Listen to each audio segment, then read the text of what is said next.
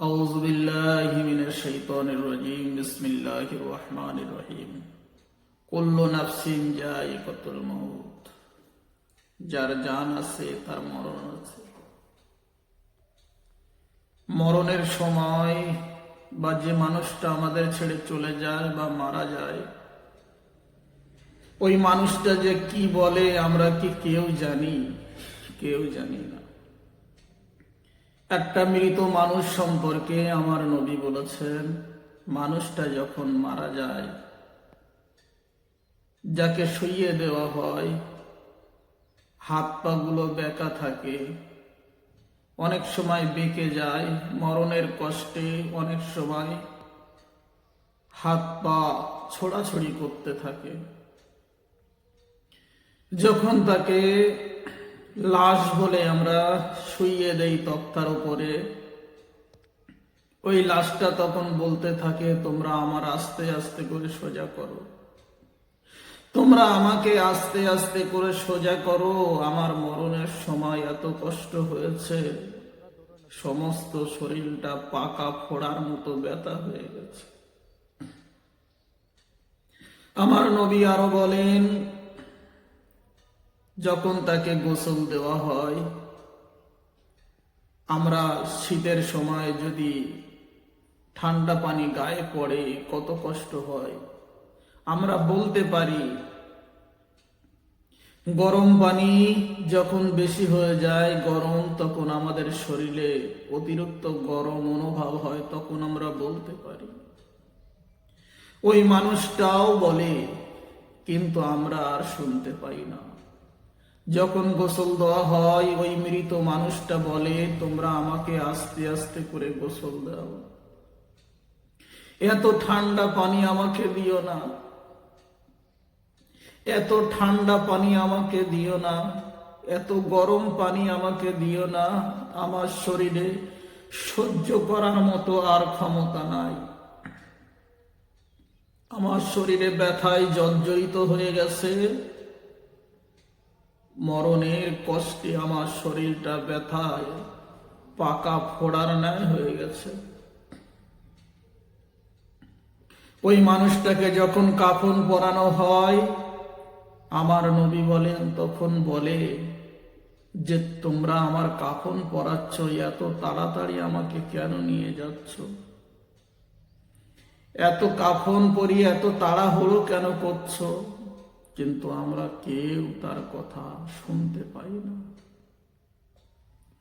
ওই মানুষটা যখন কাঁধে করে নিয়ে শত শত হাজারে হাজারে লোক কবরস্থানে নিয়ে যায়, মৃত মানুষটা বলে, এতগুলো মানুষ সকলেই আমার ভালোবাসে, সকলেই আমার মায়া করে, সেই জন্য আমার সাথে যাচ্ছে এরা, সত্যি এরা আমার মায়া করে।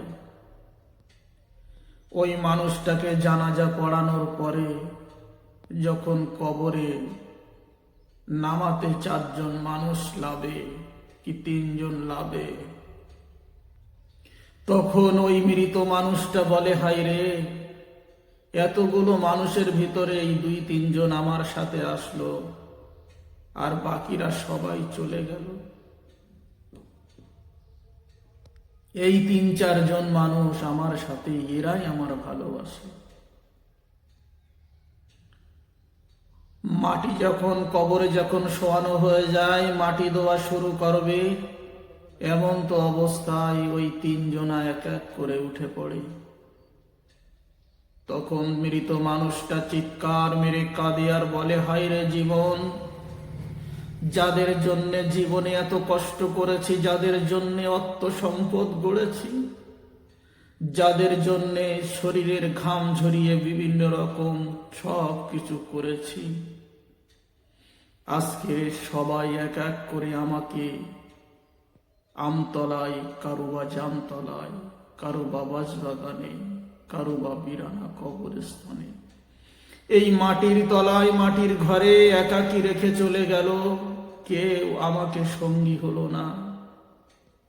হায় রে জীবন, যদি জানতাম সন্তানের জন্যে, ছেলে মেয়ের জন্যে আত্মীয় স্বজনের জন্য এত কিছু করতাম না। আজকে দুনিয়ায় মোহে পড়ে আল্লাহকে ডাকতে ভুলে গিয়েছিলাম। নামাজ রোজা সব কিছু পরিত্যাগ করেছি আজকে সন্তানের জন্য। আজকে তারা কোনো কাজে আমার আসলো না, কেউ আমার পাশে থাকলো না, আমাকে জোরপূর্বকের ভিতরে রেখে গেল। আমার ক্ষমতা নাই। তখনই ওই মৃত মানুষটা কাঁদে আর ফরিয়াদ করতে থাকে। অবশেষে আল্লাহর ফেরেশতারা এসে যায়। ফেরেশতারা এসে তাকে জিজ্ঞাসা করে, এক এক করে উত্তর দিতে থাকে। যদি আমি নেককার হই, রসূল বলেছেন তুমি যদি নেককার হও সঠিক প্রশ্নের উত্তর তুমি দিতে পারবে। তুমি যদি বদকার হও তোমাকে বিভিন্ন রকম আযাবের ভিতরে গ্রেফতার হয়ে যাবে। হায় রে দুনিয়া, দুনিয়ার মোহে পড়ে আমরা কিছুই বুঝলাম না, কিছুই করলাম না। ওহে জগতের মানুষেরা, নবীর কথা, আমার আল্লাহর কথা মেনে চলুন, যাতে করে আমরা পরকালে মুক্তি পেতে পারি। কাল কিয়ামতের দিন হাসরের মাঠে কবর থেকে যখন কবর থেকে নিয়ে হাসর পর্যন্ত আমল যেন আমাদের সঙ্গী সাথী হয়ে যায়। দুনিয়ার কোনো সাথীর আমাদের দরকার নাই।